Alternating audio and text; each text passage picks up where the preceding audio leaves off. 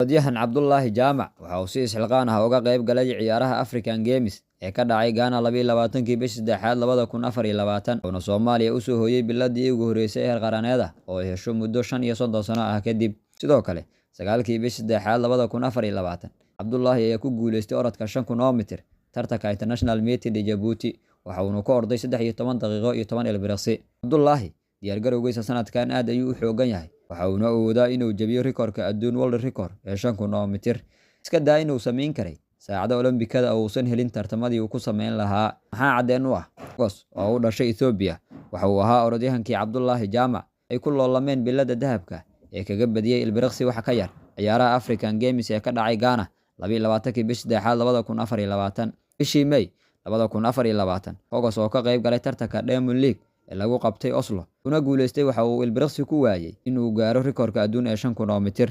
Rikoorka adduun ee 5,000 oo mitir waa 12 daqiiqo 35 sekin 36 ilbiriqsi, waxaana dhigay Joosha sanadii 2020. Gos waxa uu ku orday 12 daqiiqo 36 sekin 73 ilbiriqsi. Bal adigu qiyaas Cabdullaahi orodkan ka qayb gali lahaa, rikoorka uu dhigi lahaa iyo kaalinta uu gali lahaa.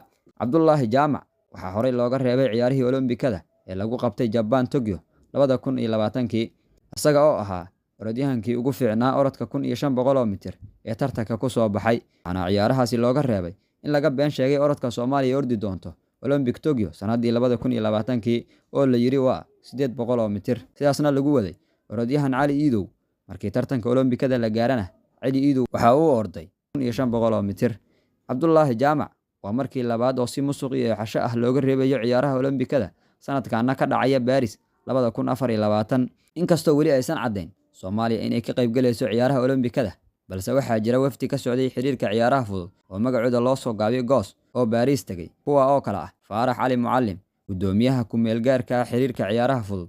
Weli waxaa maamulka Gos iyo Somali Athletic Federation jooga kuwii orodyahanad Saamiya Yuusuf Cumar niyad jabiyay kuna qasbay inay taariibto oo ay badda ku dhimato. Haddana kuwa nool la doonayo inay sidaasi noqdaan.